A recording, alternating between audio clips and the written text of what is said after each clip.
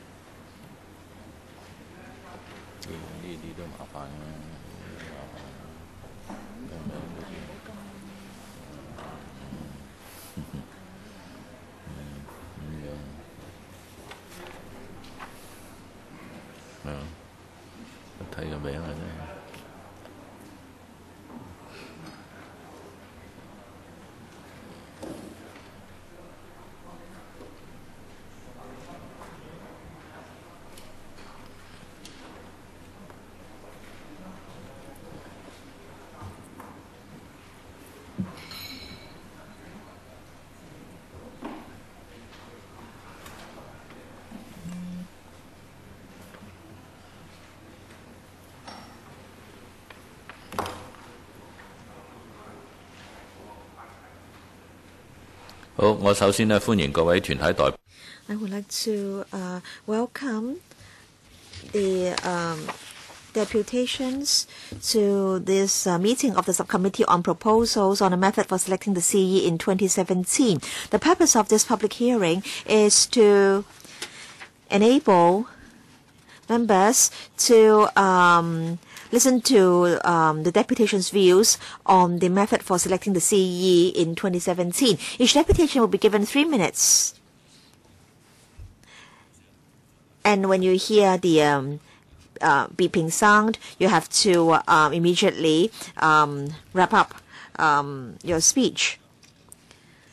And if you have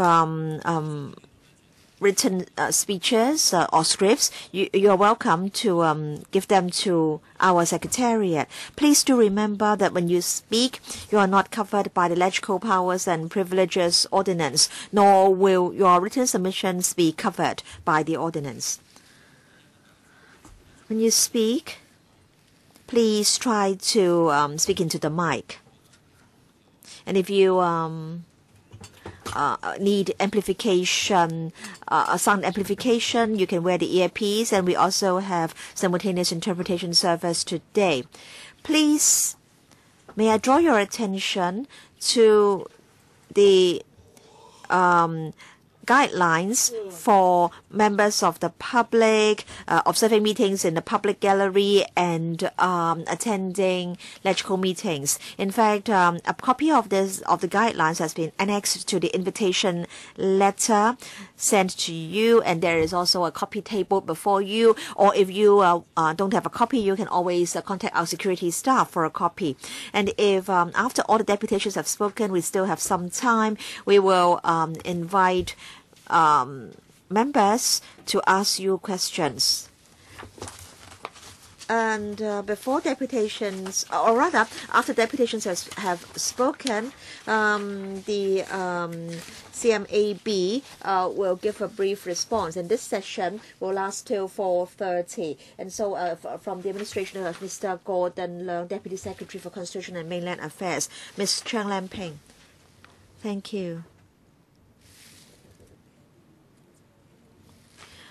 In fact, many organizations have conducted opinion polls, and the poll results show that most Hong Kong people want to elect the CE by one man, one vote, and I am one of them.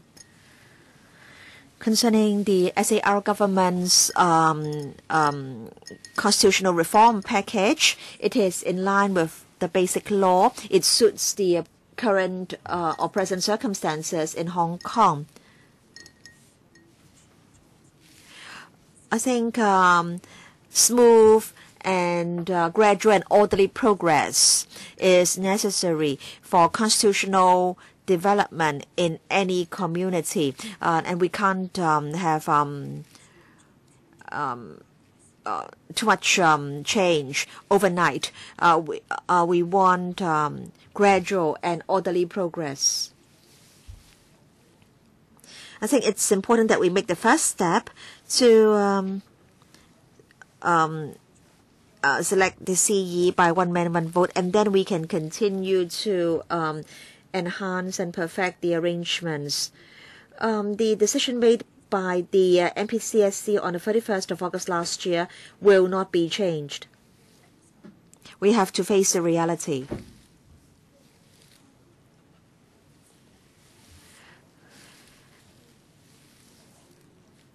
We must not ignore or brush aside the views of the majority. We can't stubbornly insist on our own way. If this reform package is voted down, then governance will become even more difficult, and people's livelihood will be affected.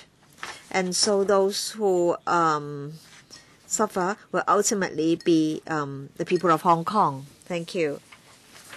Mr. Ip Ka Fu, Chairman, as a member of the public in Hong Kong, I only want to work and live in peace. But then every day when I watch TV, I see everything being politicized. The Pan-Democrats keep stirring up trouble. Nothing constructive is being done by them. And I think this is a good package. I want to see progress. Some people talk about genuine universal suffrage, fake universal suffrage, and pocketing the package first or pocketing the package forever. Now, I think having 5 million people voting for the CE is definitely better than having only 800 or 1,200 people voting to select the CE. In fact, this present package is constitutional, reasonable, lawful, fair, and I don't see any reasons for objecting to this package. In fact, we elected electoral members because we wanted them to serve the public. So these electoral members really serving the public? Do you know what the public want? Let me tell you very clearly that we do not want to see the status quo being maintained. We want to be able to elect the CE by one man, one vote in 2017. This package represents a big step forward. It's a major improvement when compared with the present arrangements. So please do not put hurdles in the way. We want progress in Hong Kong, and we support the SAR government's political reform package. Thank you. Mr. Lam Po Chi, I'm a member of the public. This reform package is in line with the basic law and suits the circumstances of Hong Kong. Hong Kong people will be able to elect the CE by one man, one vote. If this present package is passed, then we can all elect our CE in 2017 by one man, one vote. Previously, only a handful of people could elect or select the CE, and in future 5 million people can each cast a vote. So this is going to be a major milestone. Please, electoral members, heed the public's demand. We want progress, we want stability, we want to be able to make a living in a stable environment. We don't want to have to be worried about what's going to happen the following day. So please heed our views and our demands. Thank you. Next, Mr. Hong Po Singh. Good afternoon, Chairman, members. The SARG announced the constitutional reform package on the basis of the August 31st decision made by the NPCSC. And as a result, we know that direct election to select the CE will happen very soon in Hong Kong. In fact, our country has promised that there will be democracy in Hong Kong, and I think one country, two systems will enter a new phase. I really am glad that we're going to have democratic development. I am really excited, and I'm looking forward to this. Hong Kong is famous for its innovation, and the method for selecting the CE proposed by the SARG is innovative. Of course, for the first term CE, he was only elected by 400 people, and then of course the number of EC members increased. And I think the EC, in fact, is a micro Hong Kong, I want to say. It is broadly representative. It comprises representatives from different sectors.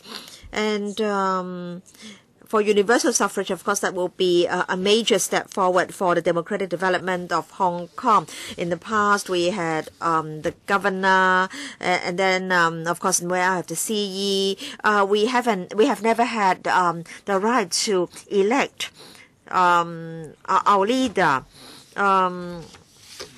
This is a very solemn conference room, and I think we need to treasure what we have today. And also there is a need to respect the views of the majority. We shouldn't be objecting for the sake of objecting. Please ask your mother, the mother of your mother, whether they have ever had a chance to elect the head of the city. We should treasure Hong Kong people ruling Hong Kong, and now we have to say we are our own masters. Now, I want to say that the election in 2017 is a very good opportunity for us, and with this package is passed, and there can be one man, one vote, and then later this arrangement can be enhanced. I want to say that in fact we all have a dream, and we hope that our dream will come true, and we will have better days to come. Thank you. Thank you. Ms. So King Mew. Yes, thank you. I'm glad to have this opportunity to share my views with LegCo members. Please remember that in Hong Kong we have one country, two systems. So please do not just emphasize two systems. One country is more important. So I think we need to all act in a lawful, fair, and reasonable manner. Thank you. Thank you very much. Next, we have Mr. Yip Yao Yok. Thank you, Chairman. Chairman, I'm just an ordinary member of the public. I think Hong Kong people should now put aside their differences. They should be united, and they should join hands to work towards a common goal. I understand that there are a lot of disputes in society about democratic development, and I understand that LegCo members have different views, and there are pan-democrats who hold extremist views, and they oppose the constitutional reform package. But I hope that these members can be pragmatic, and I hope that they can try to enable Hong Kong to achieve a win-win situation. But then it seems that there is a lack of sincerity on the part of these pan-democrats. The SARO government has carried out consultation for many months, but things are still in a stalemate. And the SAL government is rather pessimistic about the endorsement of the package. The Democrats are making excessive demands. They are asking for too much. I think we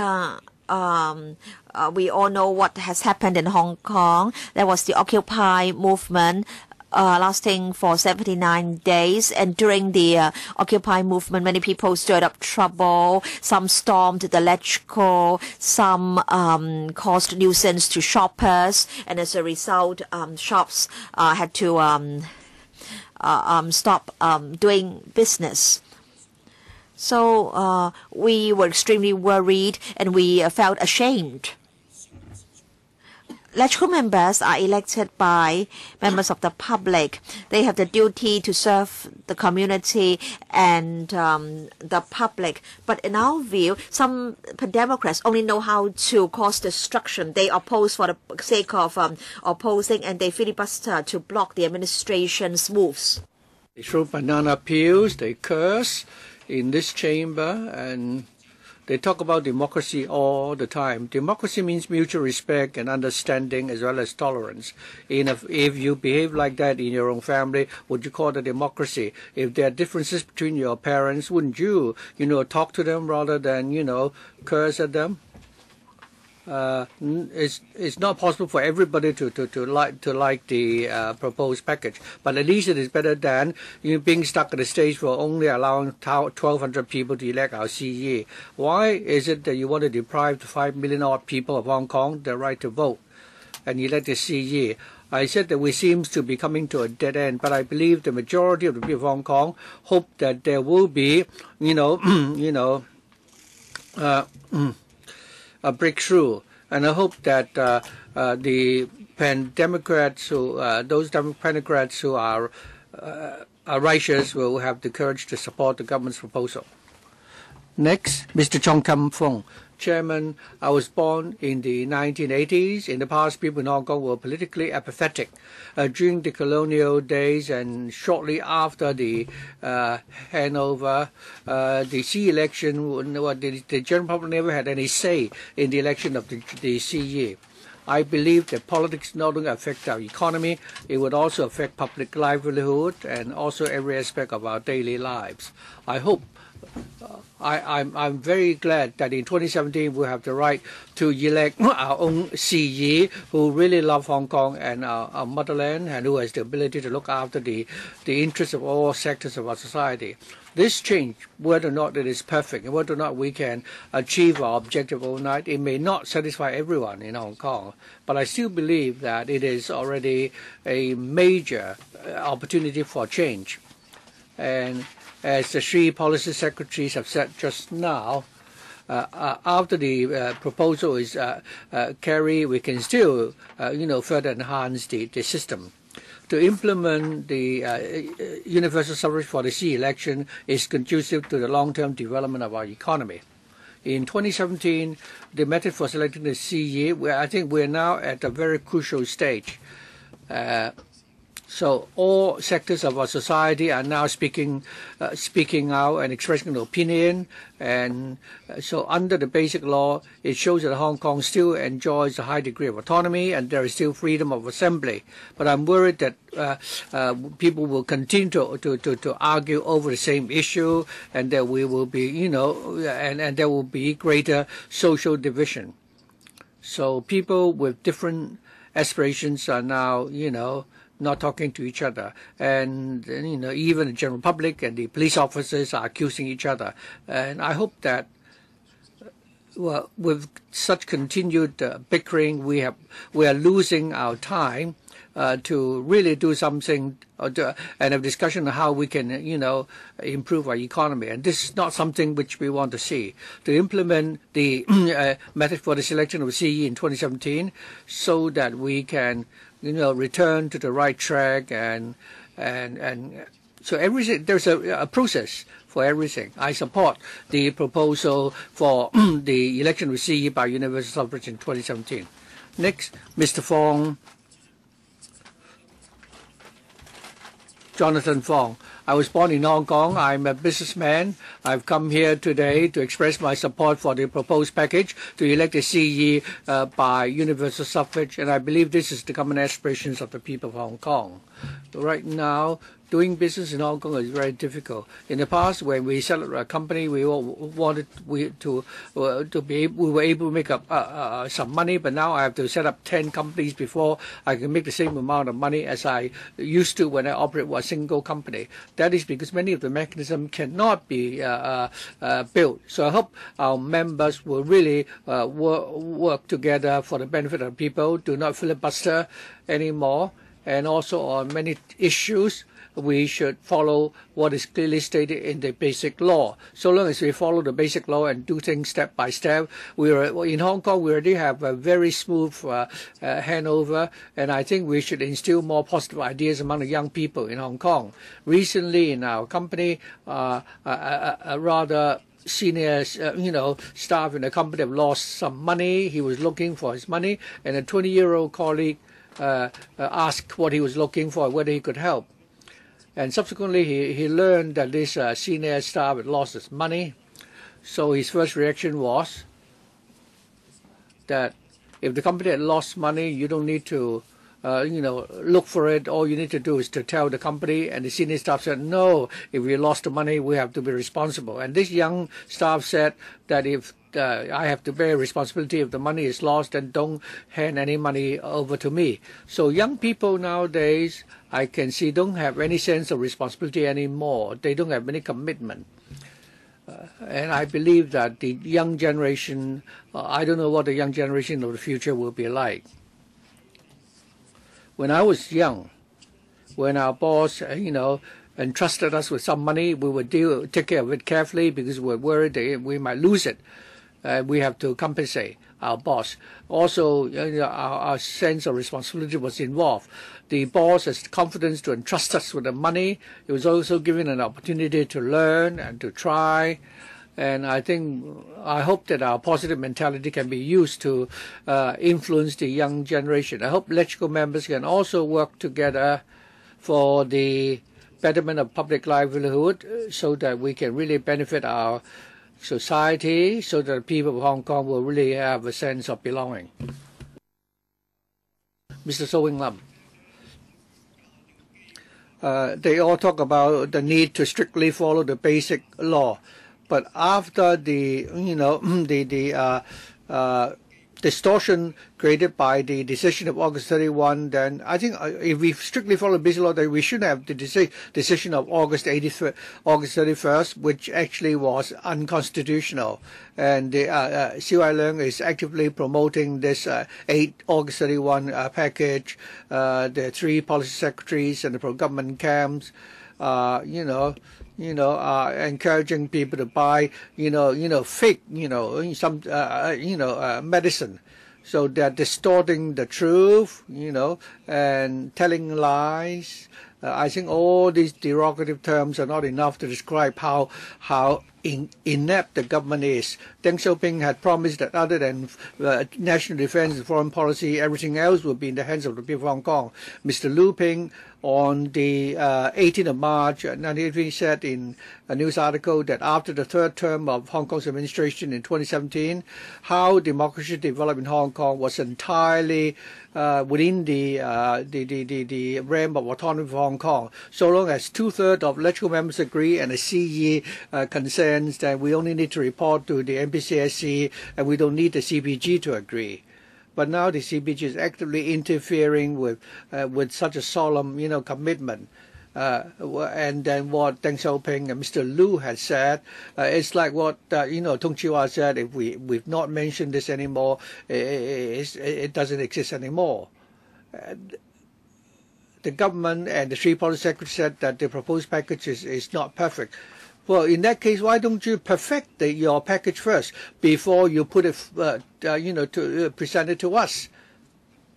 And also, we have educated people who are also, distorting the basic law like the government does. Like Jiang Xiaoming said, if the package of political reform is not endorsed, the sun will still rise from the sea.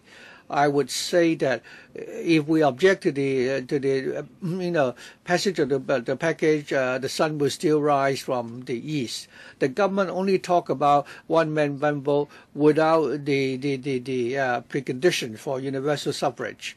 It's lying to the people of Hong Kong, like Mr. Raymond Wong said. All of them should go to hell. Thank you. Mr. Ng Chung Tat. Good afternoon. I'm also a member of the public. I don't know whether or not that's the standard line to take. I represent my agency to attend the hearing, but the chairman said that the title of our association is not solemn enough, so we've now changed our name that we are an association for the concern of genuine oyster sauce. We've expressed this association because Mr. Chung Yong said offering oyster sauce for people who put down a signature in support of political reform. So he is resorting to such tactics to get the votes of those people. The Marx has said that people have to satisfy the material needs before they will think about how they can participate in the building of the community. In China, we also the old saying that oyster sauce is a daily necessity. But in this capitalist society of Hong Kong, the average people have to, sell their own dignity just in exchange for a bottle of oyster sauce, because these people are, monopolizing the wealth of Hong Kong, and that they are making use of this so-called funneling effect to ensure that while the public will not die of starvation, they will keep them offer them this tiny, bottle of oyster sauce so that they can survive. And like Mr. Mr. Lau said, I think this political package is a major insult. And the people of Hong Kong has already been insulted for more than 10 years. Remember the XRL, how much money did the pro-government camp spend to pursue the public supported package? And now the Chung estate is now demolished, and nothing has been achieved yet. And now we are going to spend $100 billion on the third runway, while the question of airspace is not yet resolved.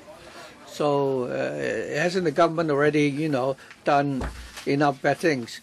So you are now, spending all the money, taking money out of our pocket and giving us in return a bottle of oyster sauce. So if the chairman thinks that I have insulted, lackeys like you, I would rather prefer to continue to insult you and stand on the side of the people of Hong Kong so that we'll be able to save ourselves. And civic nomination is something that is indispensable.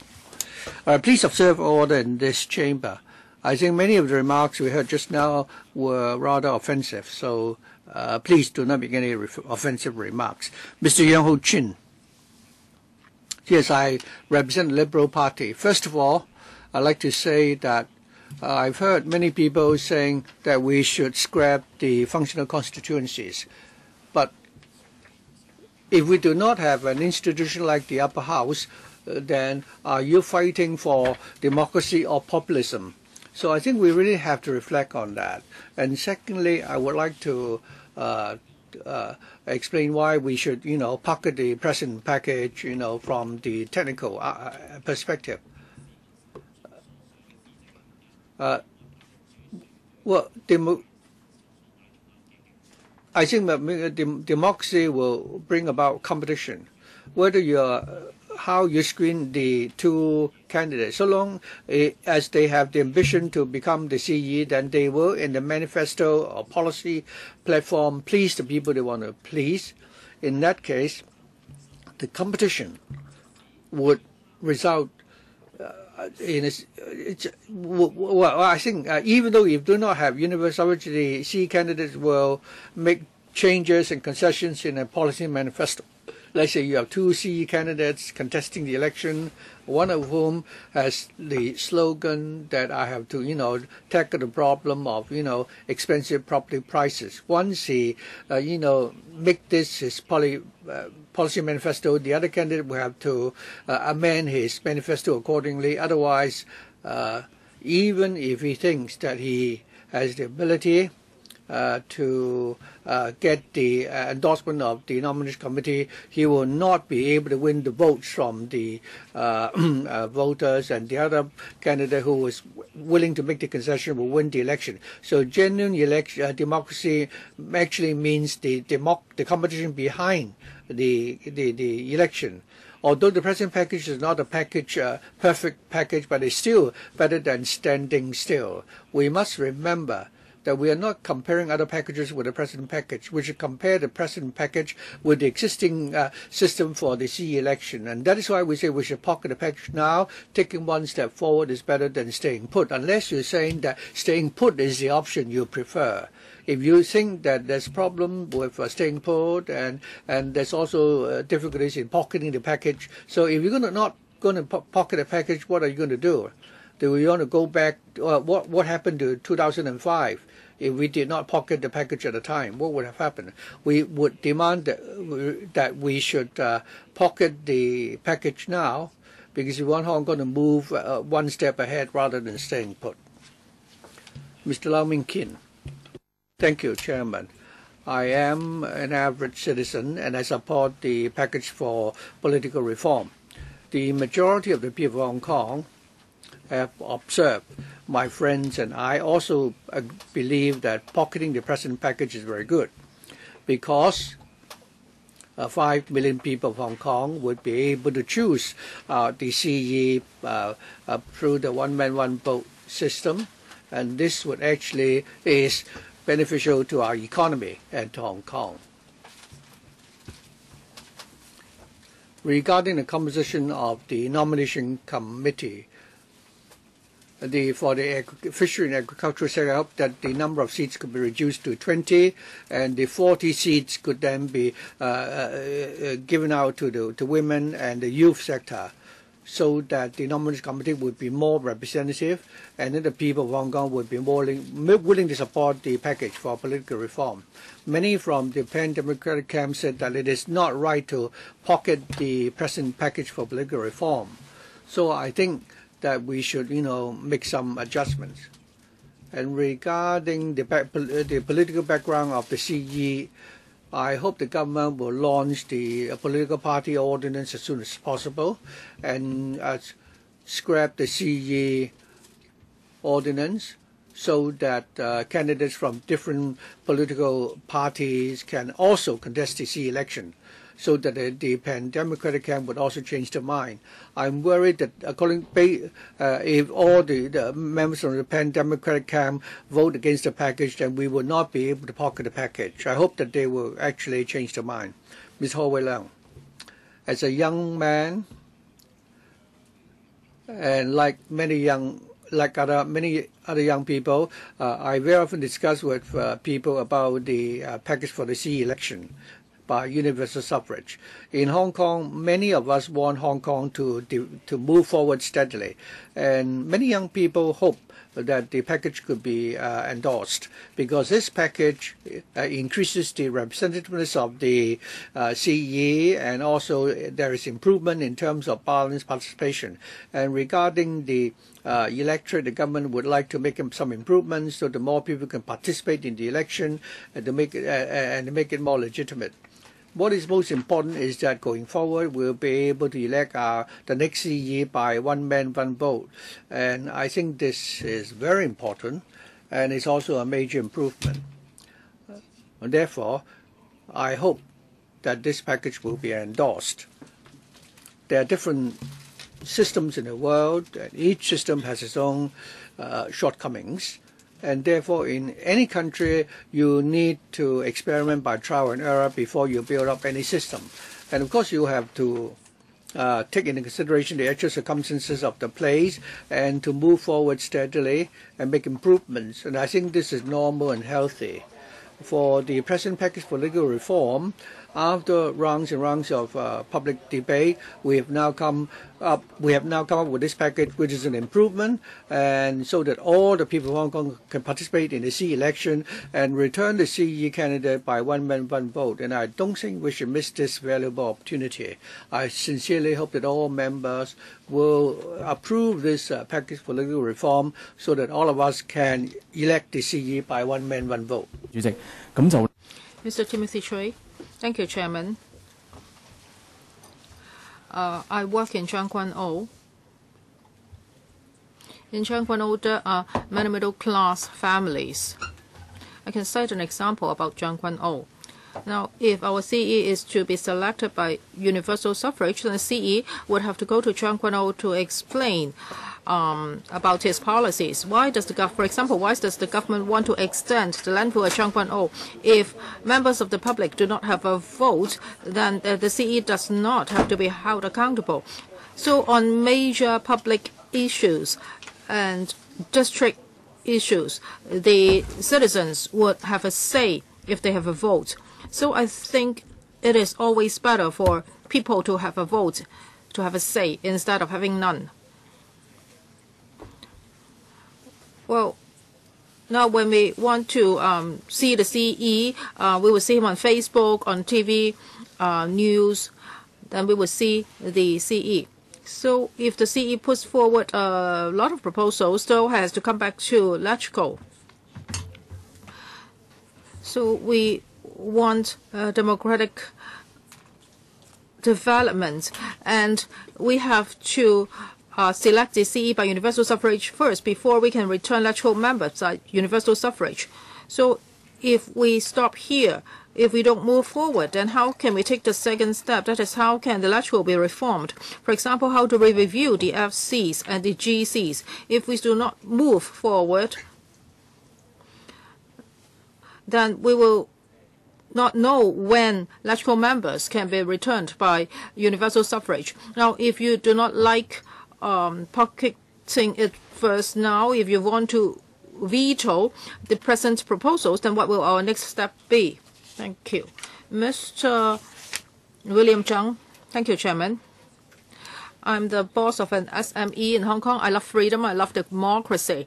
And I think all Hong Kong people will love freedom and democracy. However, we were family members. No matter whether they are young people, whether they are elders, we should all belong to the same family. Hong Kong should be very accommodating. So I think we need to be pragmatic. We need to communicate. No matter whether we belong to the yellow ribbon camp or blue ribbon camp, actually we are all members of the same family.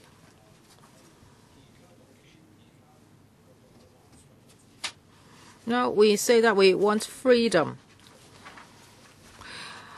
but we cannot just force through it. Now, if we look at the Chinese history, there have been a lot of conflicts. Once there was freedom, conflicts may occur. And actually, we have seen the advancement of freedom in the past.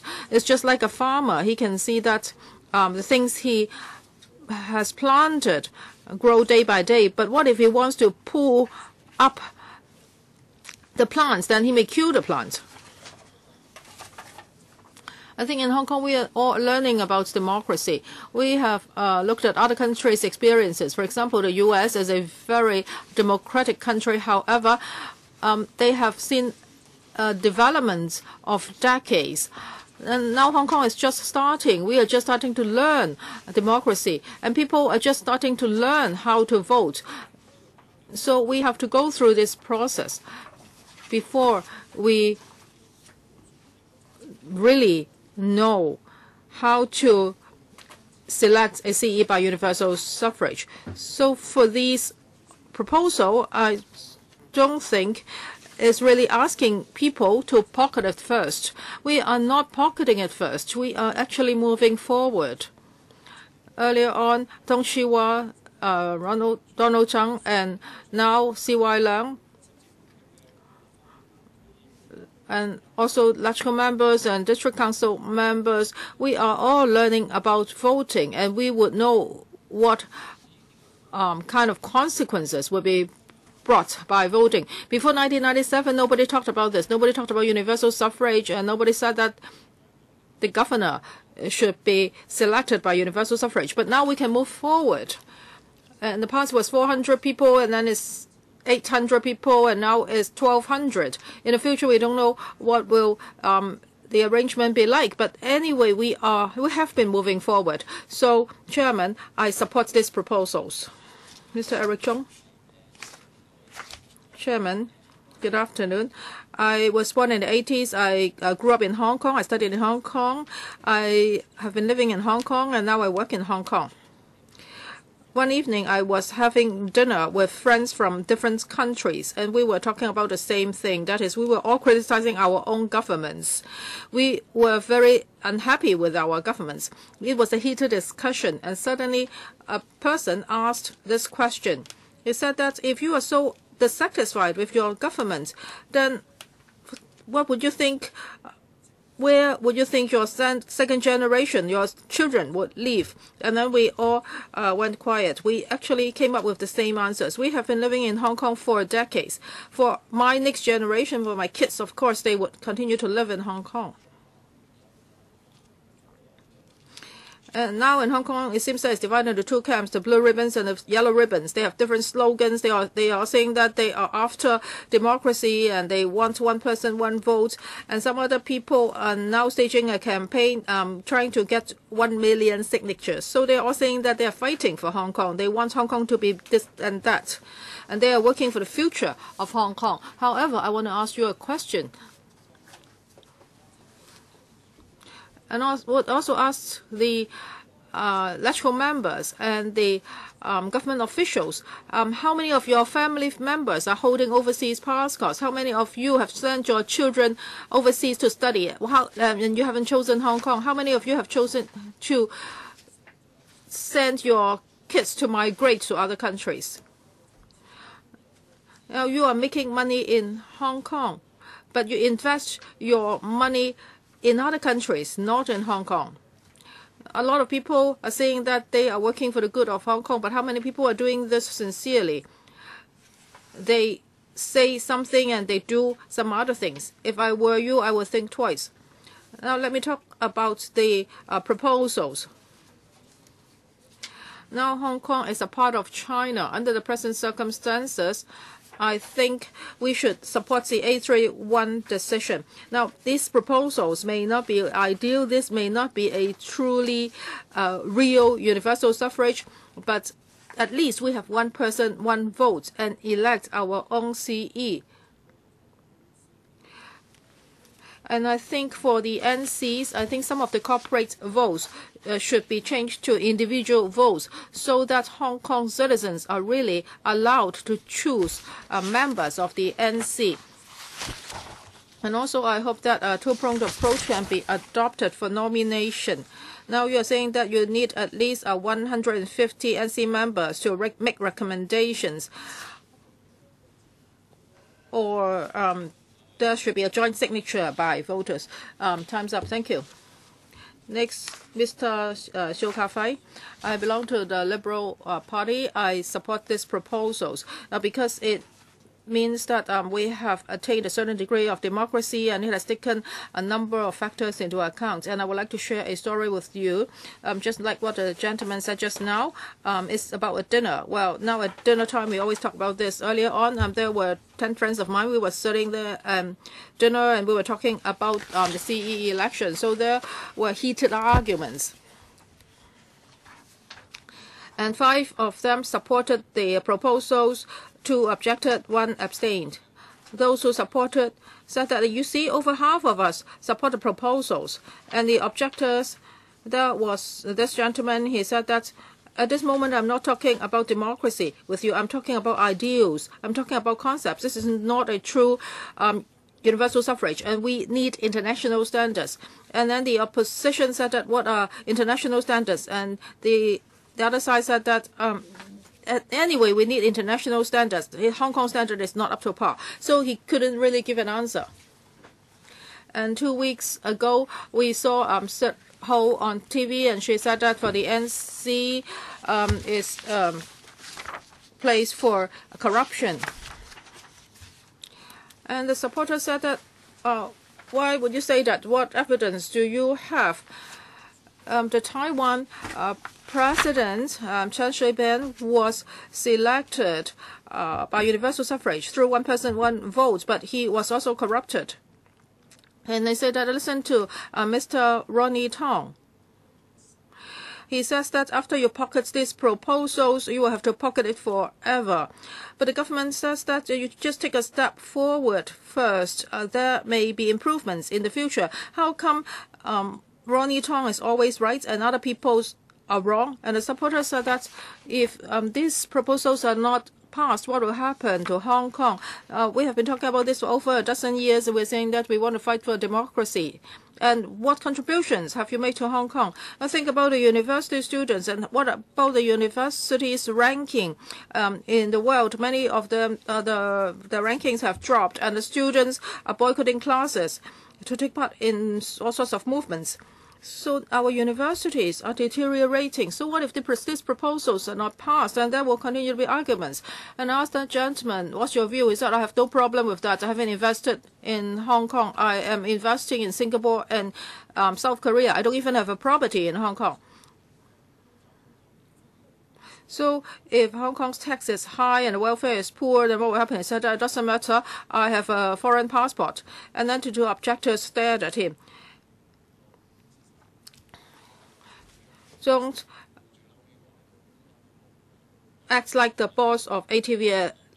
If you ask for too much, eventually you will not get anything. Miss Lau, Mei Ting. First of all, I would like to ask the chairman, how come you say that my group's name is not dignified? Chairman, I don't think your name is dignified, so why don't you change your name? Hong Kong people just want true universal suffrage. Why is it so difficult? We do not want people with foreign passport to take part in our business. You always say one person, one vote, well, but we only have 3 bad oranges. We do not want any of them. Why do you force us to choose among the 3? I think it is really bad to be a Hong Kong person. You have been cheated us all the time. Nobody wants to live under the Communist Party. Now it's the same. Why are you sending us to hell? You said there is a route for us, and you want us to take this route first. It's better than having no route, but this route leads to hell. So why should I take it? Why can we not elect the people we like? And you are just giving us 3 candidates, and they are not people we like. I know what you are thinking. You are saying that you are thinking that you can just sit here and say something and then you can make a lot of money. Well, you are idiots. Of course, you think there's no problem. The government officials all have foreign passports, and if there's a problem, they would go to the UK. And we are left here. And if there's no universal suffrage in Hong Kong, Hong Kong can die. And a lobster once said that you are ignorant and you cold-minded, and there are quite a number of members here, and I would like to talk about the NC. For the 1,200 people, I think they are rubbish.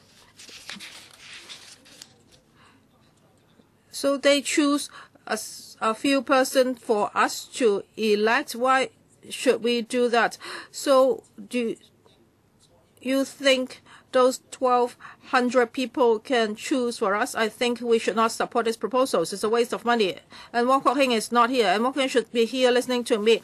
If you have 1,200 a list in the NC, that would be a different matter. And then I will ask Starry Lee,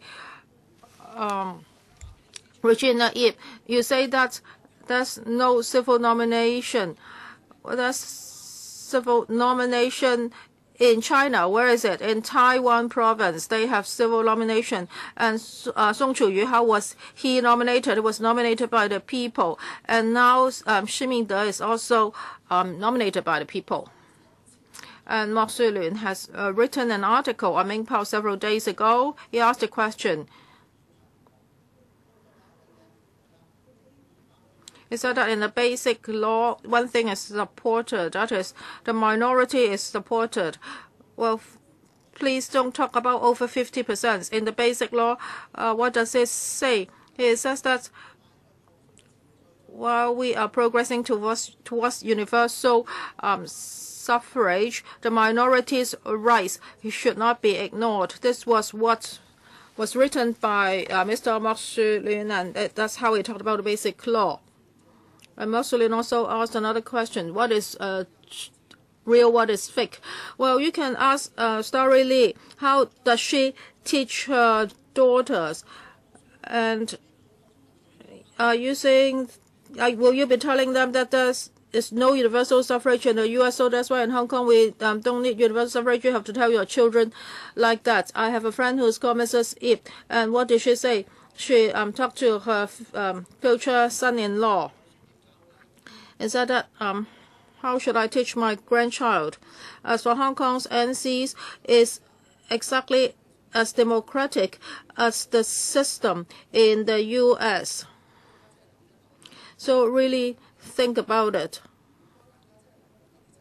You have to think for your children. And I also want to tell you a story. That's a child that's taken MTL and asked his mom, what is democracy and what is voting? The mom says voting is universal suffrage. The boy says that no, my friend's father is going to Taiwan to nominate the next Mr. Chang Kam-chung. Chairman, I think returning the CE by 1%, 1 vote is a lot of Hong Kong's people's aspiration. I and my friends all have the same aspiration. I hope LegCo members can help us to achieve our aspirations, to realize our dreams. And this is also the duty of LegCo members. Some people think that there should be candidates from different political parties. However, Hong Kong is an SAR, so it has to work in accordance with the basic law and the 831 decision. We have to progress in a gradual and orderly manner. As for these proposals, now we will be having 1 person, 1 vote. So it's a major democratic improvement when it's compared to the past system. So I think we need to take this step first, and then we can further improve our electoral methods. So in order to have 1 person, 1 vote, we have to support these proposals. Otherwise, we will only be standing still, and we will only have an EC with 1,200 members. Now, for those who are fighting for democracy, they should face the reality. They should also look at the aspirations of Hong Kong people. Most of Hong Kong people would like to have 1 person, 1 vote as soon as possible. And we should also focus on economic development and people's livelihood. So you should support these proposals. Otherwise, there will be endless arguments. In the whole world, there is no international standard for election, and there is not a most democratic method of election. So we have to look at Hong Kong's actual situations. Now the government put forward such proposals. I think these proposals are acceptable. So I call on LegCo members to respect the views of the majority of Hong Kong people. And you should work for the good of Hong Kong. And that's why you should vote for the proposals. And then Hong Kong's constitutional reform can move 1 step forward. Thank you. Mr. Yam Kin Fong. Chairman, government officials, members.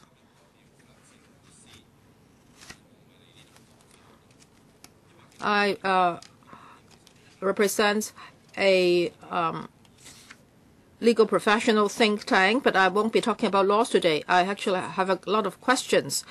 Well, for those who support the proposals, some of you are parents, some of you are children. I would like to know will you be happily talking to your children? Now I am fighting for real democracy for you. If your children are studying overseas, have you told them happily that they should come back to Hong Kong so that they can make contribution to the new democratic system in Hong Kong?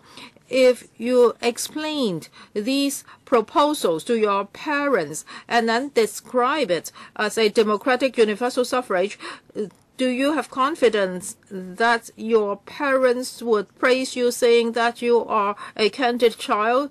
And in the middle of the night, after taking your shower, before going to bed, when you look into the mirror, when you look at yourself, where is your conscience? Do you really believe in what you said to the public? I believe if you have a head, if you are honest to yourself, then for the questions I asked just now, all the answers would be no. And this is why my heart aches, because you think Hong Kong people are nobody. You are lying blatantly to Hong Kong people. And behind the closed doors, you know it's another story. Now, you are important people in society and you are treating us like this. So who else can we trust? And how can we teach our children to be an honest people? At home, would you also encourage your children to lie? This entire package is made up of lies. And so, for an honest person, his only choice is to vote it down. So we have to break free of lies so that Hong Kong can have a new life. It's true that if the package is voted down, then there will be a lot of difficulties ahead. But still, I think it's better than living amidst lies. And so I hope that government officials as well as LegCo members can all be honest persons. Chairman, in fact, it is said that there should be the right to elect and also the right to be elected. If the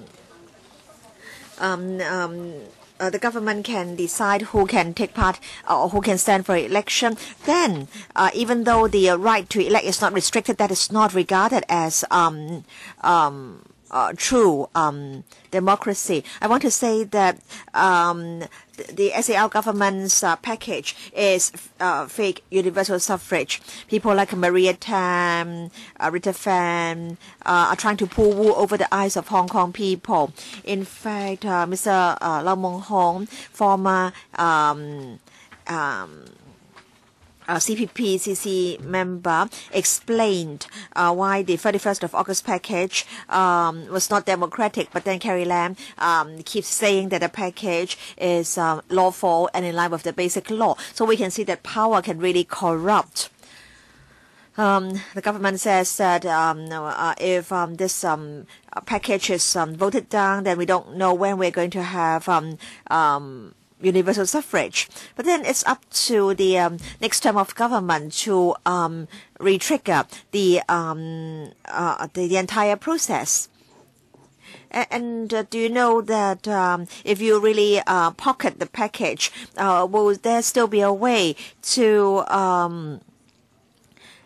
have changes to the package? Do you know that it's for the CE to initiate any initiate changes to the package? And then you have to have 2/3 majority. And so do you think the next term of government will want to go to so much trouble as to re-trigger the 5-step process? So in fact, if you pocket the package now, you are in fact pocketing it forever. And then there's some say that, in fact, for the LegCo election, it will also follow the same model, and that's going to be disastrous. So please wake up. the pro-establishment camp and government officials are telling the Pan Democrats that public opinion wants the package to be passed. But in fact, we have to be very careful as to what public opinion really is. And some select or nominating committee members have already said that they may not nominate people who are very popular. Now, as Mrs. Regina Ip has once said, if there are some who, if in fact the central authorities have already got one candidate in mind, so why do others have to join the election or join the race? Mr. Kevin Yam, pocketing it first means that you pocket it, but you can continue to fight for improvements.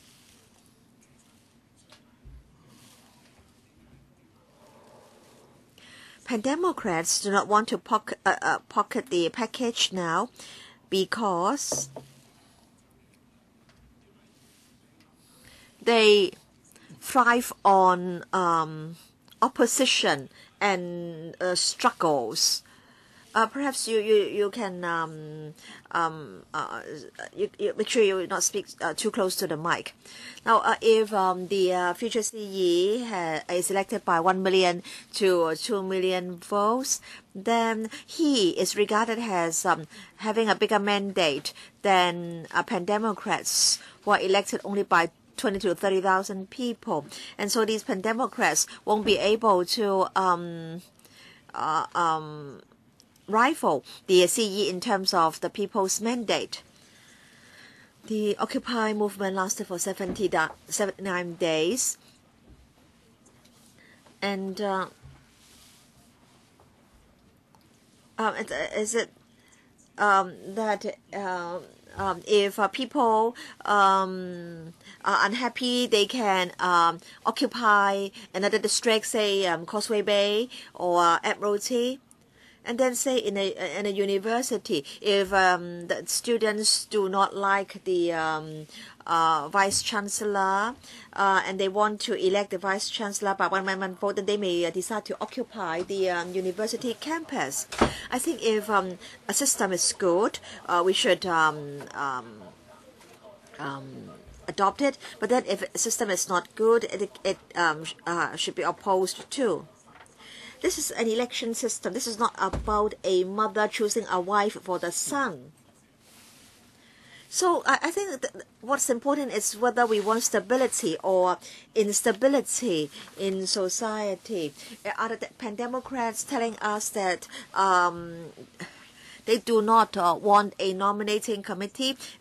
Do the Pan Democrats want to have hundreds of candidates in the election because a few thousand voters will be able to nominate one candidate? And I'm sure if there are so many candidates in the election, there will be chaos. There will be total confusion. So if if Hong Kong people pocket this reform package, then to the Pan Democrats, they will lose all their influence and popularity once and for all. Chairman, thank you. I want to say that if we want a fair community, we must have a fair election. Now, this nominating committee is but a continuation of the election committee.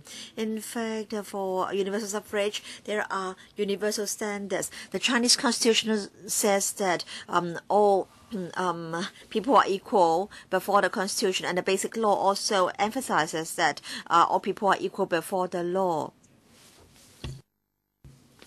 The nominating committee will only comprise 1,200 people, and they have the power to screen out and screen in people. In 2012, that there were 4.47 million voters, and the nominating committee will only be elected by 240,000 people. So is that fair? And then for the nominating committee, so long as there are 601 votes, then a very popular a person will be screened out. So how come we can have only 601 persons representing or claiming to represent the views of all Hong Kong people? Now, say if you order a dish of chicken claws in the Chinese restaurant, do you accept the fact that 7% of all the customers in the restaurant eat part of the or eat the skin of the claws for you first? So we need a fair environment. We need a level playing field. Now people like telling stories. Let me tell you about a situation in a class. Say students want to elect the class captain, and then some may say, oh, all right, if you have been in the school team, then you can nominate the candidate, or if you are clever, then you can nominate a candidate. And but then say if then the student may ask, why is it that I can't nominate anyone? And the teacher may say to him, that's because you are naughty, you always cause trouble, and so on and so forth. I think I'm a teacher. I have to make sure that if a student hands in a piece of some homework for me, I have to make sure that the content is right. I'm a maths teacher, chairman. I have some students who stage a drama on equality and fairness, and I really appreciate their efforts. And then maths, because I teach maths, we talk about 1-to-1. This is fair, but we now have 1,200 nominating committee members who can nominate candidates, and the 5 million people cannot. Now, I want to say that under the mass theory, if the assumption doesn't change, the conclusion will not change. Mr. Lau Kong Wah said that we should all accept the 31st of August package first. But and then we can have improvements later. But I want to say that if the conditions do not change, the conclusion will not change. And so pocketing the package now will mean pocketing it forever.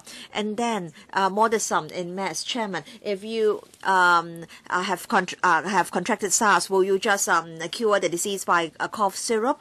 Now, I think we want good oranges. Now, the 31st of August it's like a bottle of cough syrup, and it can alleviate your symptoms, but it can't cure the disease. And as a result, if a person thinks that the symptoms have all gone away, he will forget about his disease. So I think in Hong Kong we have this disease, we have an illness. We don't have true democracy.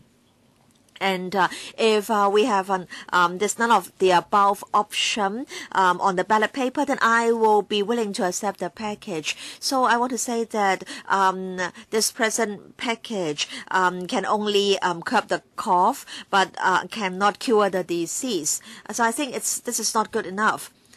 And I want to say that the government has lost all its credibility. So even if it promises that there will be improvements, don't believe in what the government says. Please do not think, CY Leung, that we will bow to pressure. I want to say that we'll continue the struggle. We will continue to fight to the end. And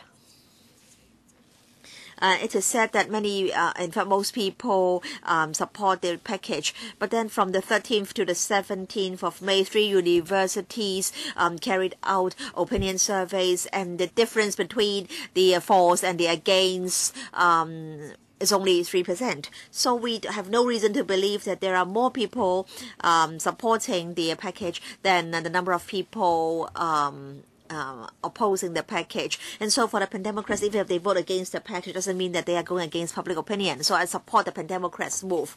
Yes, Chairman. The government says that we must have it done in 2017, and we must have the package passed. But then I think we have overlooked one important point, and that is, yes, it is true that 5 million voters can each cast a vote, but they can only vote on the 3 candidates screened in by the nominating committee.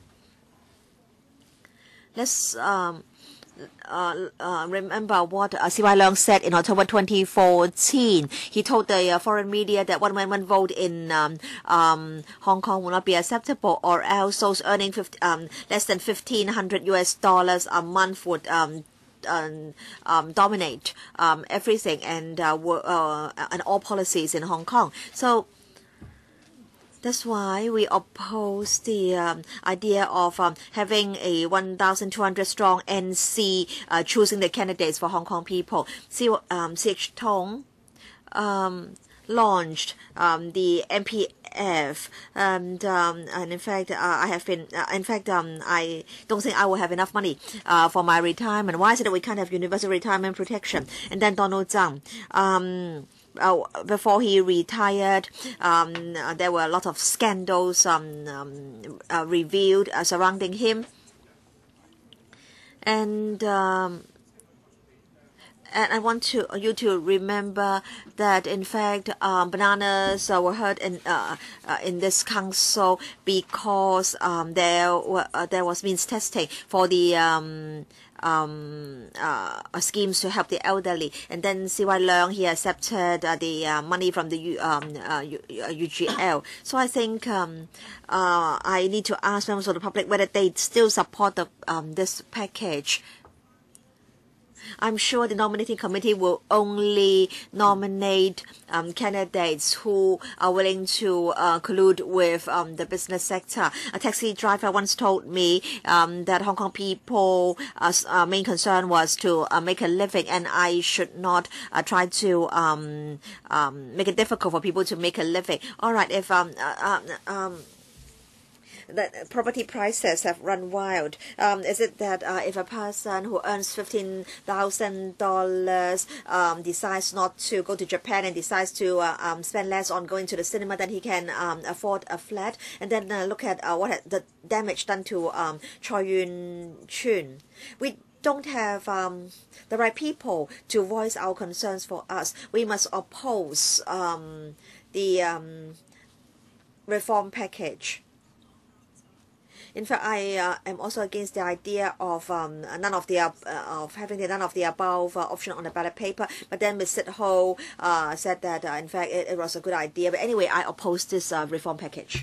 Wai Long, Chairman, I represent a social worker association, and we are a group of social workers, and initially we didn't want to accept the package. The government officials kept insisting that that we should be able to make it in 2017.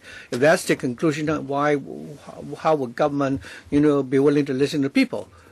When the government told us that the professionals also support the government's proposal, so we therefore must also, state our position. Our association, object to the proposed package, and over the previous weekends, we've actually, set up booths on the street to explain to the people why we object to this proposal. All the government's policies, which actually are related to the service we provide, and is closely related to our service clients. But given the small circle election, all the policies are inclined in favor of the privilege, because the members of the electoral committee are all part of the establishment, and C.Y. Leung only need to be accountable to them at the expense of the general public. So if we were to accept the package of fake universal suffrage, then the interests of all the people in Hong Kong will continue to be exploited.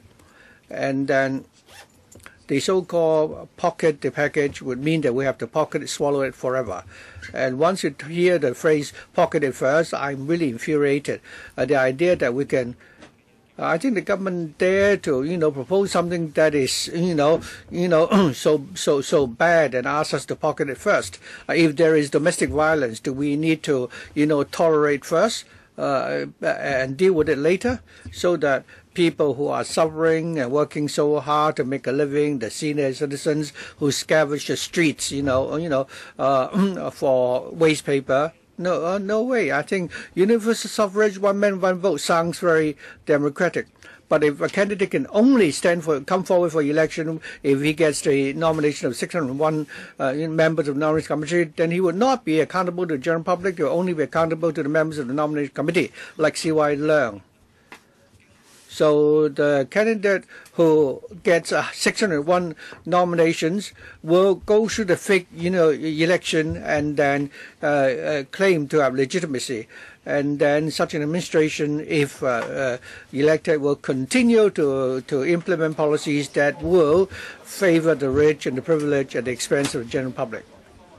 And after the government's package is being vetoed, the government will still have to bear the responsibility, and we will have to, start all over the political, reform package again. Ms. Chung Kin Lai. The first question I'd like to ask is why the government is conducting this public hearing. Is it because you want to listen to the people's view about political reform? Have you heard enough of the people's view during the Occupy Central movement when everybody chanted that they want genuine, true democracy? The government said that the government will not make any further analysis about the proposal for civil nomination. In other words, any objecting views will not be accepted. This public hearing is only a scam. If you really care about public opinion, why don't you conduct, an opinion poll? If the government think that there are more people in favor of the present package than those who are against it, a simple referendum would prove that. Why is the government not doing it? Why is the government, making all these advertisements to promote its political package? If the majority are against it, then why are you acting against the people? So in the former, colonial days, we didn't have the right to choose the governor, but why do we have to choose a year? During the colonial period, all the policies were based on the interest of the people of Hong Kong, and our parents and grandparents, so long as they work hard, they will be able to achieve a decent living, standard of living. Since 1980, it's been 18 years since 1997, people's livelihood is now deteriorating. If you walk on the street, you only see Sasa and Goldsmith shops, and everybody is, working as salespersons. Property prices are exorbitant, and many people find it simply impossible to buy properties. And our resources simply cannot cope with this number of individual, visitors from the mainland, which is getting out of control. And also Hong Kong's image as a tourist destination is also spoiled. And we also have problem of parallel traders, and the source of the problem is the government. We also have, C.Y. Leung, accepting, $50 million, same for Paul Chan, and he was able to approve the plan to develop Northeast NT and so on. And the biggest problem is that in Hong Kong, we don't need the third runway. And in Kwun Tong, we do not need a $50 million, water fountain and so on. The last 18 years have shown us that what the central government expects for us is rubbish. That's why we need genuine, democracy. And we need a CE who really, have the interest of the people of Hong Kong, at heart, rather than someone who is simply a lackey to the rich and powerful. The crucial question now is that if we're going to have 3 candidates picked by the 1,200 members of the nominating committee, they cannot represent the people of Hong Kong. So why do you talk about universal suffrage? No matter how we have, even if we're allowed to, cast a blank vote, it wouldn't, serve any purpose. So the present package is not a step forward, it's actually a step backwards rather. I rather you told me that the C election in Hong Kong will not be never democratic, and we better accept it. That is better than lying, to us in the face. Mr. Ken Lam, I represent the IT Voice. I hope all LegCo members will veto the proposed package by the government this time. We say this because the package proposed by the government has many flaws. I don't understand why there are so many people speaking in favor of the package, and they keep only talking about one man, one vote. That is only one small part of the package. and I would like to bring out 2 points for discussion. In Hong Kong, we attach a lot of importance to efficiency. We don't want to do things which are redundant. And the package proposed by the government requires more than 50% of the nomination committee members, nomination before the candidate can step forward for election. So what is that requirement? That you need 50%, more than 50% of the nominations of the nomination committee. So in other words, for a CE to be elected, that is the requirement, and then once you get 50% of the more than 50% of the nomination committee's nomination, then the candidate will automatically be elected. Doesn't that mean that the 5 million people will only be a rubber stamp to return the candidate who has been pre-selected by the nomination committee? Any member of the public can tell you that such an arrangement is simply ridiculous. I think we all know that this is fake democracy. If you talk about universal suffrage, you talk about democracy, that may be difficult to understand, but the average citizen know what is fake democracy. In other words, you sound very democratic.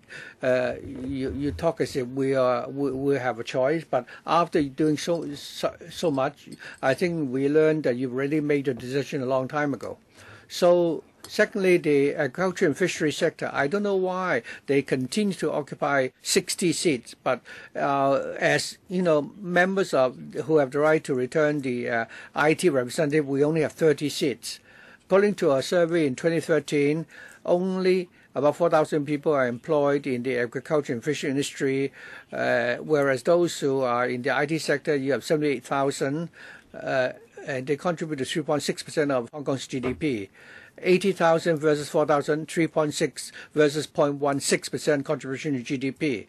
In GDP terms, both in terms of numbers and GDP, we are 20 times larger, but the agriculture and fishery sector has doubled the number of seats than the IT sector.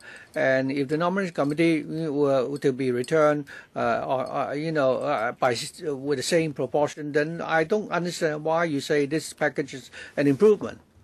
And this is also the reason why I strongly object to this package. Mr. Leung.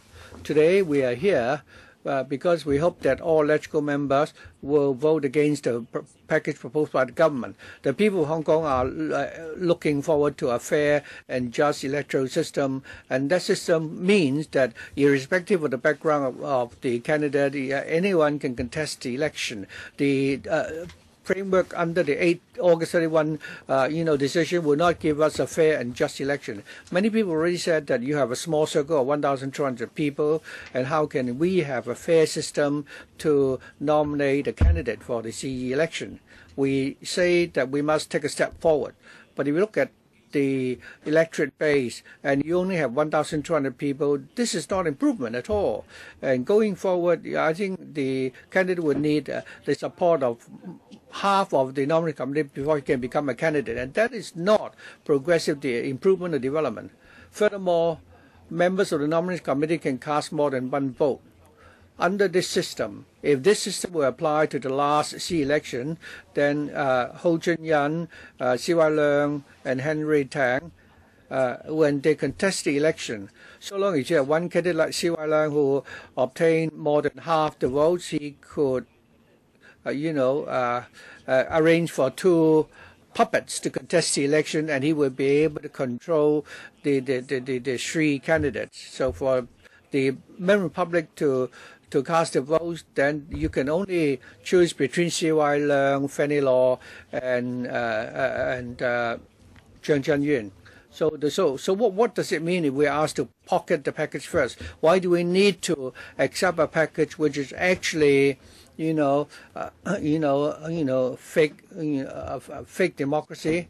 And then what is promised to us, that the genuine democracy, universal suffrage promised to us in the basic law, is not what is being offered. So we cannot accept, the package which is not genuine universal suffrage. because it does not even allow competition among those from the pro-government camp. I hope the Liberal Party and the other members of the pro-government camp will also vote against the package. If we accept a fake electoral system and we accept the package of lies and distortions, then not only do we not are we getting we're not only does it mean that we will not get genuine universal suffrage, we're giving our right to tell right from wrong, and we're also giving up our dignity. And what we will get is not only fake democracy and fake universal suffrage, we will also be told other lies like, fake judicial independence, fake,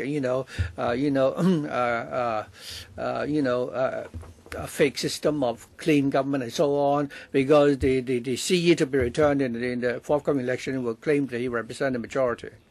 It's now time for members to ask questions. We have Chen Kam Lam, Ann Jiang, and Mak Lai Kwong, and Emily Lau. Anyone else? If not, then shall we say 4 minutes each? And Mr. Ho Chin Yin, Mr. Chen Kam Lam. Thank you.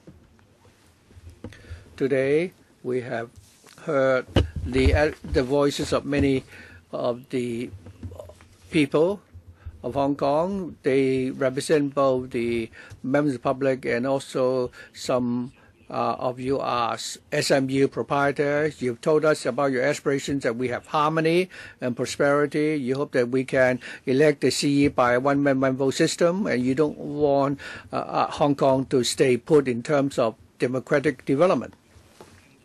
We've also heard some person from the legal sector saying that we're not going to talk about law, and we only talk about us, looking at ourselves in the mirror after we've taken our bath, and that we should really speak out of from our conscience.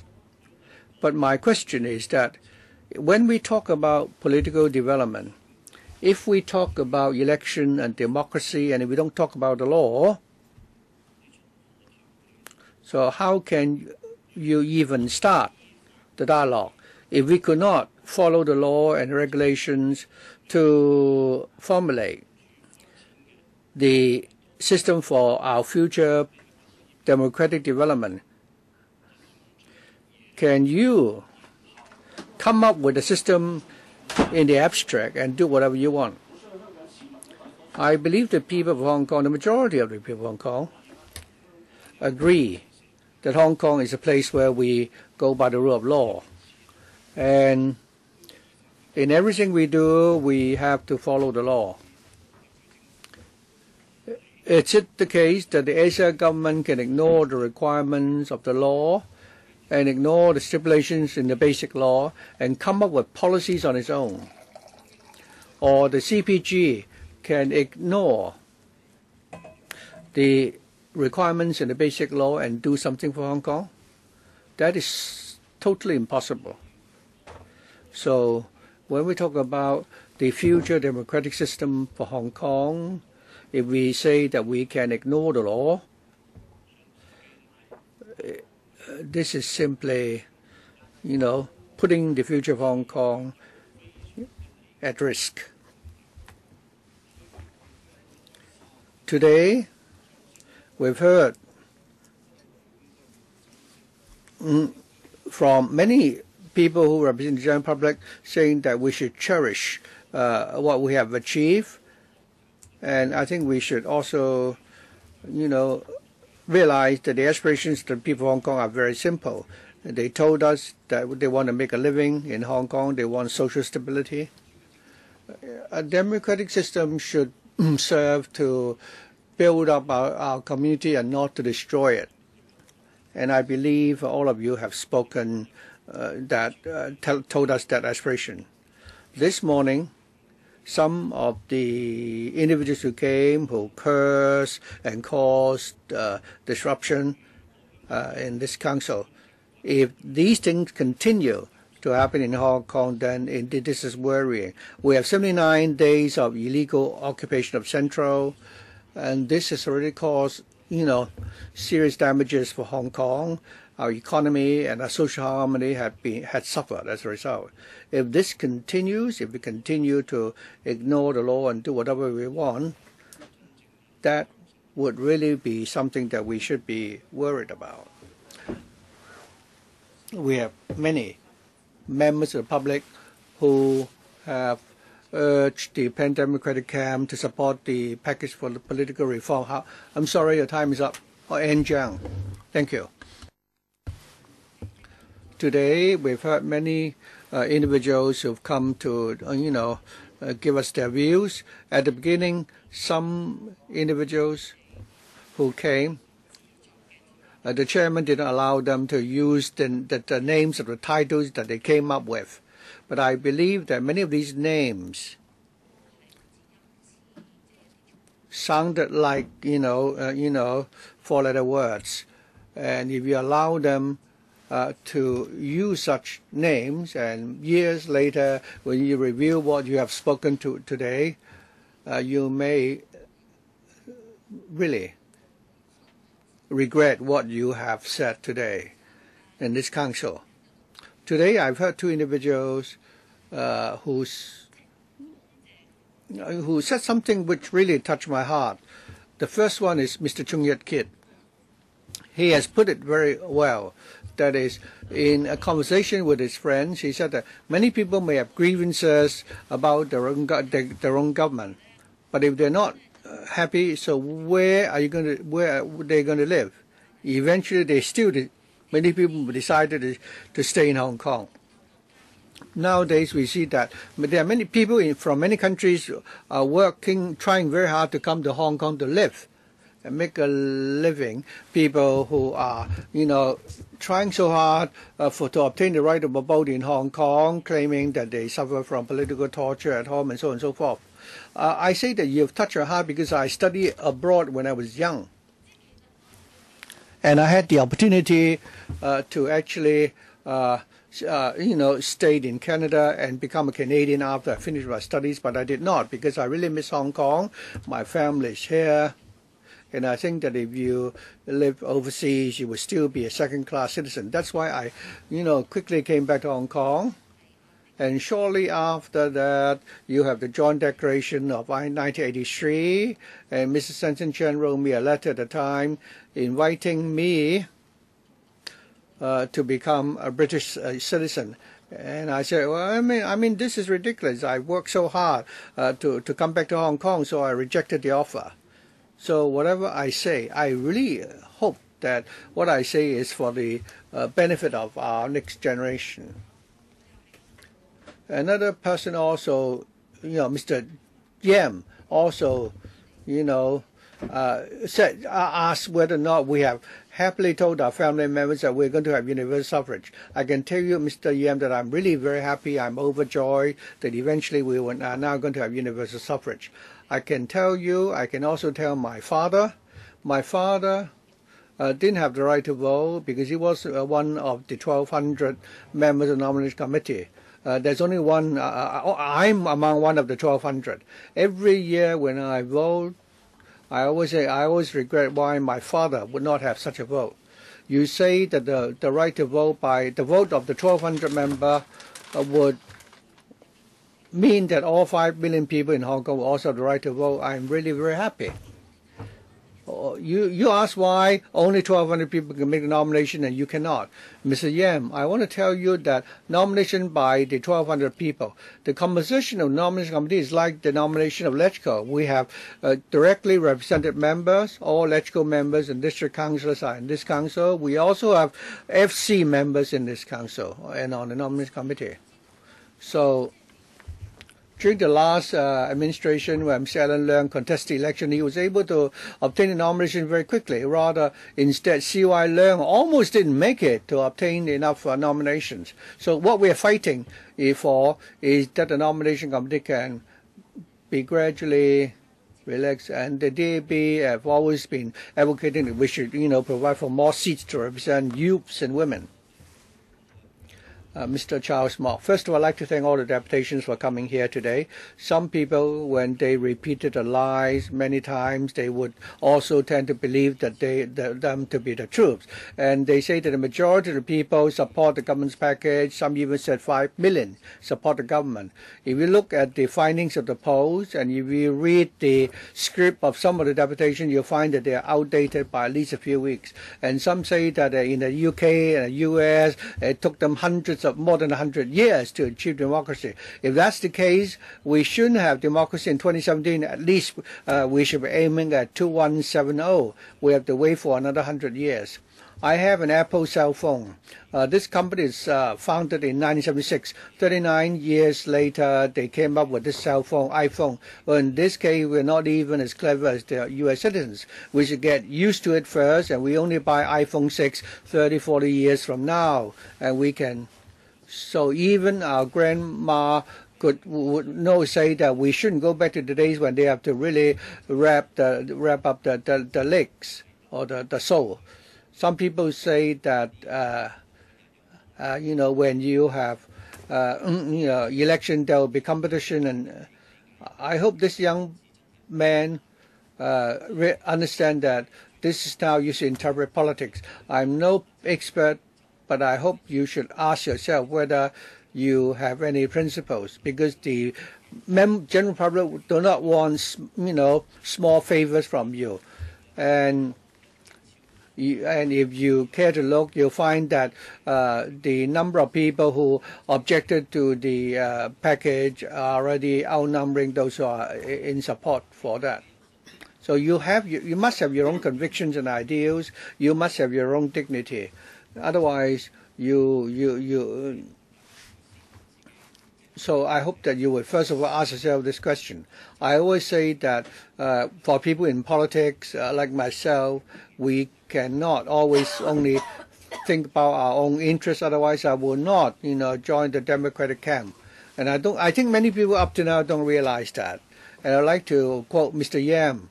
That is, honest persons like us who are always, being set up or framed. But I don't think you can argue with such people. Some people quoted you out of context, say you were distorting the meaning of the law. Mr. Yam Kim Fong. Thank you, Chairman. Well, Mr. Chen is shameless. He twisted what I said. I think it is really disrespectful. What I said was very simple. I said that we have been talking about laws outside. Now, we are a legal professional think tank. So, have you read our reports? We are legal professionals. Now, who is unconstitutional? Who is now imposing an unconstitutional framework on us? That is the MPCSC. Why don't you say that the MPCSC is unlawful and unconstitutional? Don't you adopt double standards? As for Ms. Anne Chiang, I respect what her views are, but what I want to say to her is that you live in parallel space. Ms. Emily Lau.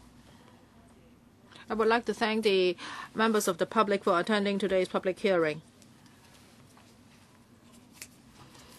We have had different views. Hong Kong society is torn apart. If you look at the opinion polls, the yes and no camps are all very opinionated. I don't know what the SAR government has done. Has it done anything to forge consensus in society? I think, on the contrary, it encourages the society to be torn further apart. And as a result, our policies are not moving forward. Now, some of you asked us to pocket it first, some of you asked us not to. Well, I can tell you that the Democratic Party will not support this package. But after vetoing it, do you think the SAR government and the central authorities would have the responsibility to implement universal suffrage in Hong Kong. This is Beijing's promise. After voting it down, how should Hong Kong move forward? Can you tell us your views? Whom do you want to ask? Who wants to answer can answer. Mr. Yang Kwan-ho.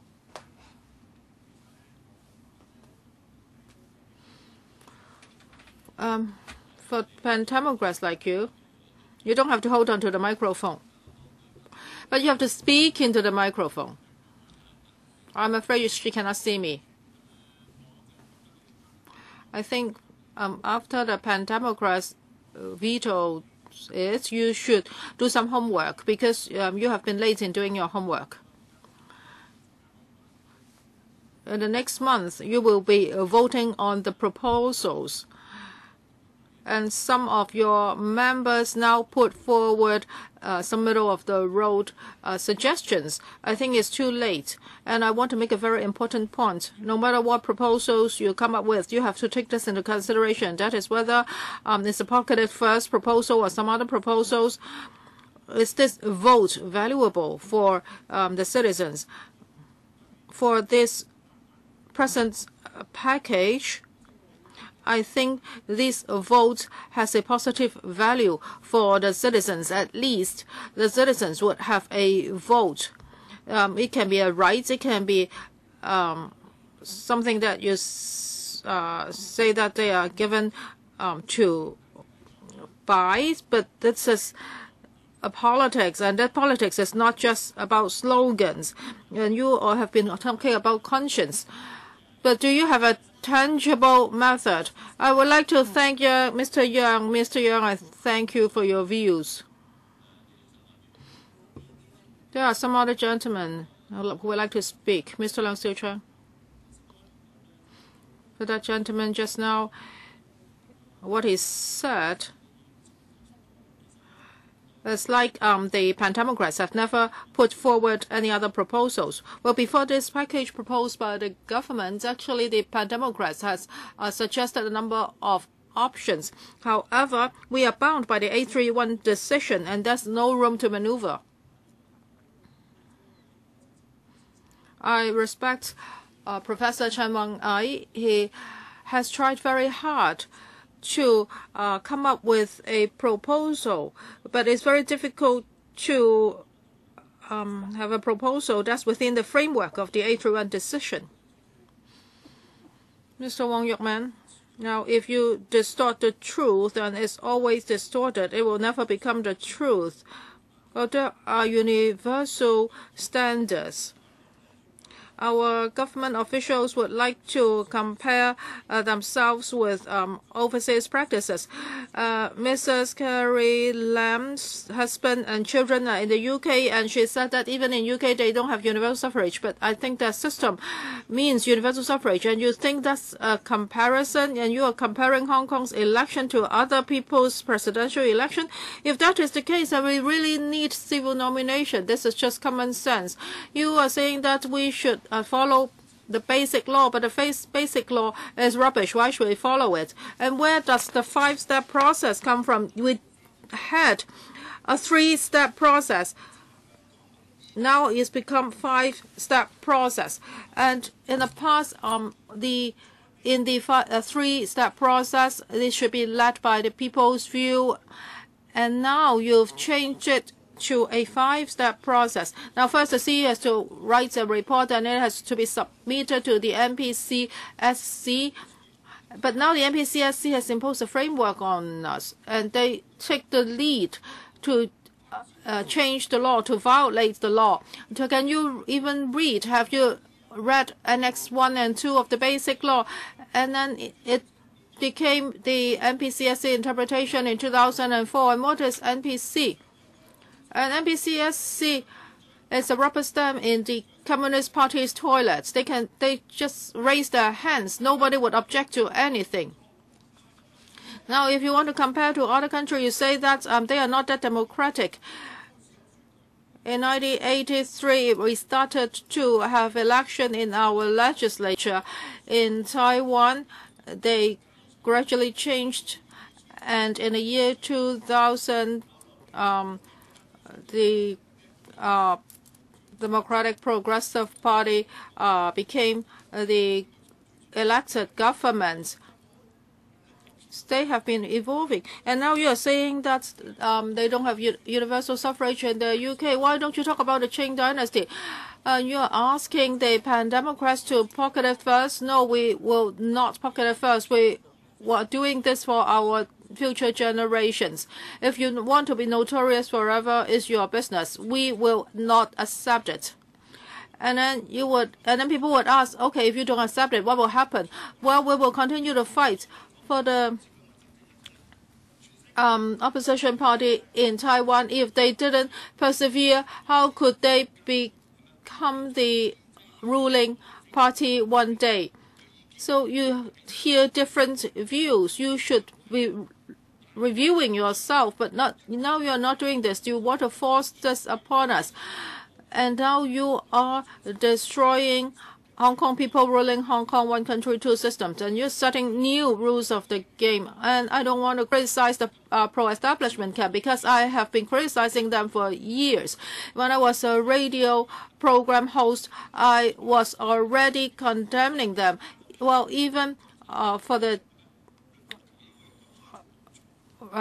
Communist Party rubbish, they would say that it smells good. I don't want to be a slave like that. I don't want my future generations to be slaves. Of course, for the people who come here today, of course, they have different views. Some are arranged to come here, and some just read from their scripts. Well, they are just old tunes. Yes, we are also saying old tunes, but I have been observing Hong Kong politics for decades. Dr. Kwok Ka-ki, first of all, I would like to thank the deputations for coming today. Just now, I heard Mr. Chen Kam-lam. He talked about law. We all know that the basic law is now totally distorted. Well, according to the basic law, we should elect our CE by universal suffrage, and also all electoral members should be returned by universal suffrage. And the SAR government was only asked to report to the NPCSC, but now you have turned this into a 5-step process, and the NPC can interpret the law in any way it likes, and now it's giving us more obstacles. Now, for the 831 decision, I think it's unconstitutional, and it has taken away the power of the SAR government. Now, why would they be closing the gate? Originally, we had 1 person, 1 vote, and now it will continue to be a small circle game. In this pocketed first package, we only have an NC with 1,200 members. So eventually, can the problems of governance be solved? Yesterday, I was talking to the media, and they say that our fight in Hong Kong is not that severe. Actually, they are fighting severely in Beijing, and Leung Chun-ying has his own gang, and that's Dong Chiu-hao's gang, and Henry Tang's gang. So they are fighting among themselves. They are trying to reap benefits in this battle, and eventually a lot of people will have under the table exchanges. For these 1,200 members of the NC, they can have a lot of power. They would just brush aside people's views. So for this 1,200 members, well, they would talk among themselves, and then they would endorse, and 600 of them would endorse a certain candidate, and they would come up with 3 candidates for Hong Kong people to vote. And Hong Kong people actually do not want these 3 candidates. So is there a way for we to vote out these 3 candidates? So that's why an academic put forward the proposal of none of the that is none of the above option. But all the Beijing officials said that this is not applicable, and they say that this is not conducive to the security of the state. So the NPC itself has killed the spirit of the basic law. If you look at other countries with true one person, one vote, you will know that it's totally different. For our NPCSC, when has it reflected the views of its people? They are just repressing their people. They are just shutting up their people. NPCSC is such a constitution, and this constitution is trying to tell us that these are golden rules. So how can we follow them? Some people would say that, well, pocket it first, that's it. Well, I always cite the example, if that's a patient, and you know that a true pill would cure him, but a fake pill would kill him. So of course I shouldn't give him a fake pill because he will die even faster. So if we pocket the package today, in the future we will not have a democratic election. Yip Kok Him. And the Chairman, I would also like to thank the deputations for coming today.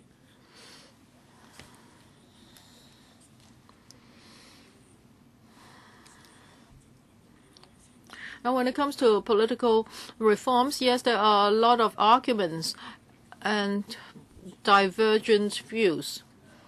I think we should all work in accordance with the basic law. Just now, Mr. Wong Yuman said that the basic law is rubbish. But you should know that when LegCo members were sworn in, they already said that they would abide by the basic law. And for some of our members, they just read part of the basic law, not all of it. And about Article 45, it says that the CE shall be selected by election or through consultation held locally and be appointed by the Central People's Government.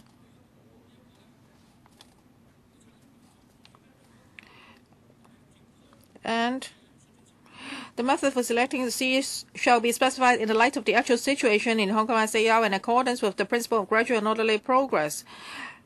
And then the ultimate aim is the selection of the CE by universal suffrage upon nomination by a broadly representative NC in accordance with democratic procedures. Now, some people talk about civic nomination.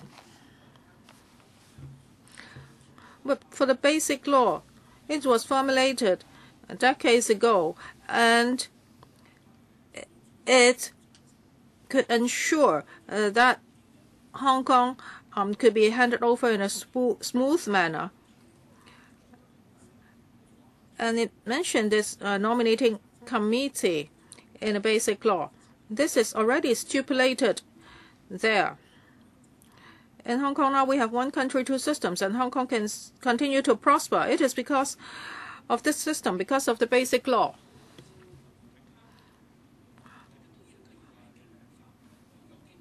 You should all follow the basic law. If we do not work in accordance with the basic law, then you don't even have a chance to sit here.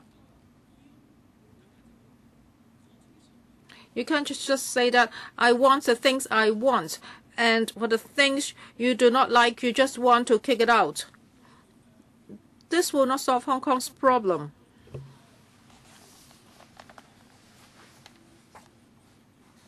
Just now, Mr. Yam said that after taking a shower, you look at yourself in the mirror. Do you want to tell lies? You would ask yourself. I think everybody has to search his own soul, look at his own conscience. What's your responsibility for Hong Kong? I think, well, I am a legislator. I think I am accountable to my voters, to my constituents, and together we should work towards democracy. But some people say that this is a fake democracy. But this is a one-person, one-vote universal suffrage.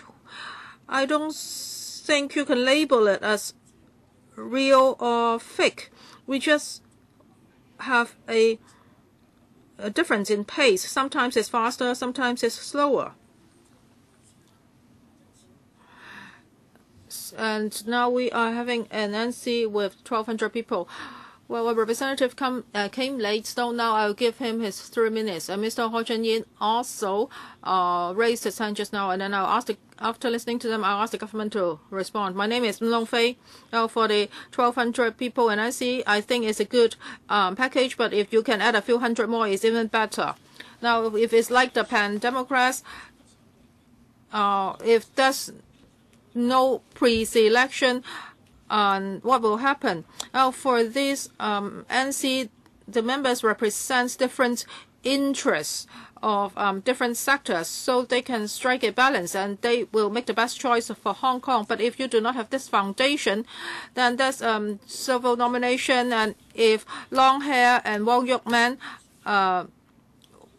are nominated, and if they are elected, then they will be inclined towards one side. They will be lopsided. So would it be fair to taxpayers? Now, pre-selection. Now, if I go to school, if I take an examination, of course, that's pre-selection.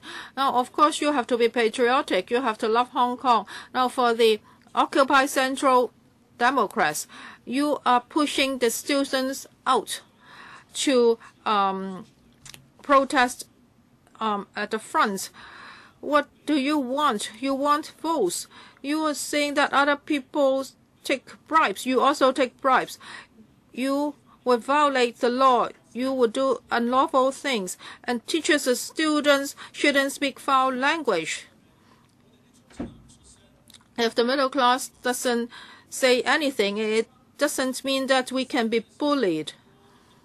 Now, you all have studied a lot. Many of you are lawyers. So how come you are telling us all these twisted stories? What does Hong Kong need most?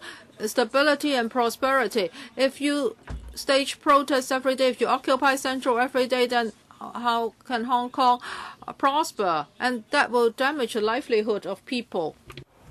Wong Yok Man always criticizes the Communist Party.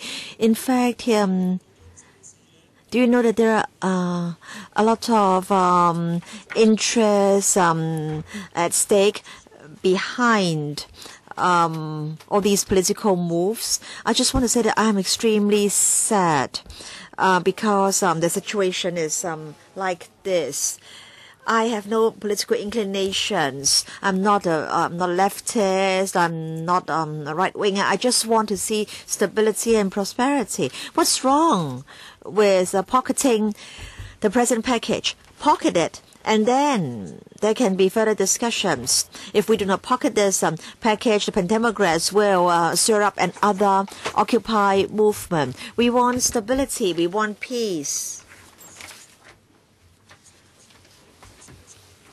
Many people have been brainwashed by the Pan-Democrats.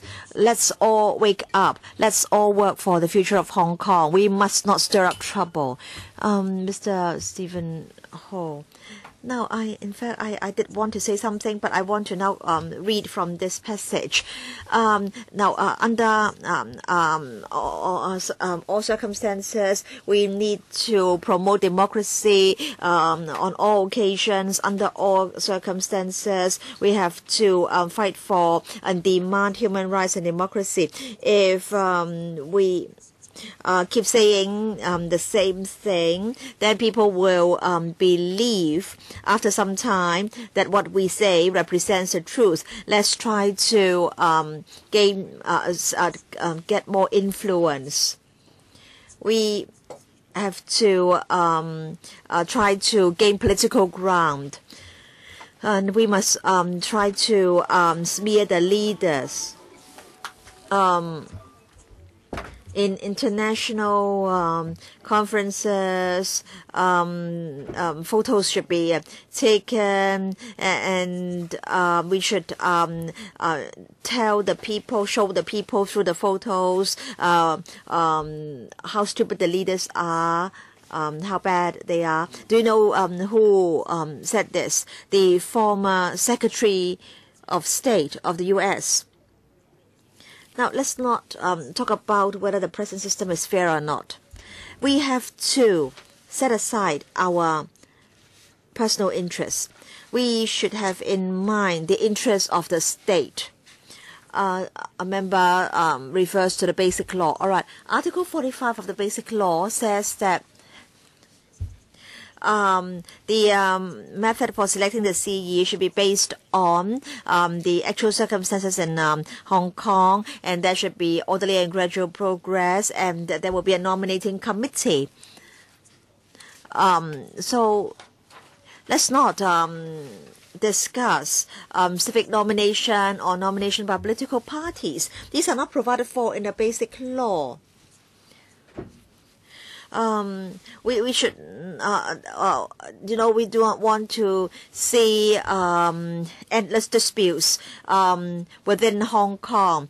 Do you know who will benefit if there is chaos in Hong Kong? The U.S. The U.S. wants China to fail, and if Hong Kong is in a chaotic situation, China will be affected.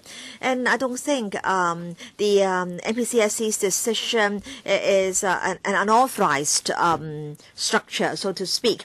Now, it is said in Annex 1 of the Basic Law that there's a need for 2/3 majority, and then a CE's consent, and then approval has to be given by the NPCSC.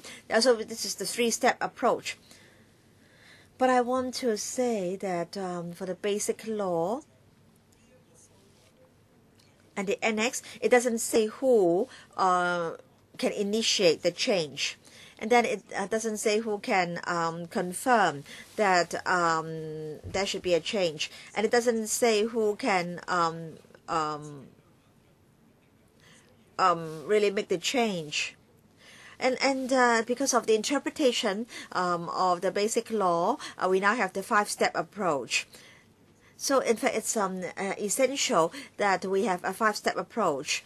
Although we can only see a 3-step approach in the Basic Law, and I want to talk about some talk about fishermen. Do you know there are 6,500 fishing vessels, and if there are 2 persons on each vessel, then at least there are 13,000 fishermen, and there are also farmers. So please don't think that the Egg and Fish constituency contains only a few people, or only 4 minutes. Okay, Mr. Leung, or the political assistant. Yes, Chairman. I want to say that I thank all the deputations for coming to the meeting. In fact, we listened very carefully to the views of the deputations. After very thorough preparation, the SAR government announced the reform package. This package is fully in conformity with the Basic Law and the decision of the NPCSC made on the 31st of August last year. This package suits Hong Kong's circumstances, and our next step is to try to secure 2/3 majority support in this council for the package, and if this can be done, then in 2017 all 5 million eligible voters in Hong Kong, instead of only 1,200 Hong Kong people, will be able to take part in selecting the CE. This is going to be unprecedented. This is going to be a major step forward in Hong Kong's democratic development. It's going to be a move with a great historical significance. And then many deputations have said that electing the CE by one man, one vote is the wish of many Hong Kong people. Now, if this package is endorsed, then eligible voters in Hong Kong will have the right to select the CE. So each voter will have a vote, and each voter will have a say. Candidates have to be or have to respond to the demands of all the voters, and we think this is going to make governance much easier, and this is going to enable us to make policies which are in line with public opinion. In fact, if we can select the CE in 2017 by one man, one vote, that will be a very good foundation for the election of electoral members by universal suffrage. I want to say that even if this package is passed, the 5-step mechanism will continue to exist. In other words, the CE can re-trigger the 5-step approach in the light of changes in circumstances and the operational experience of electing the CE by universal suffrage. But then if this present package is not passed, then we'll not be able to make any progress at all. Voters won't be able to cast their vote in the 2017 CE election, and there will not be room for further progress in terms of our political development.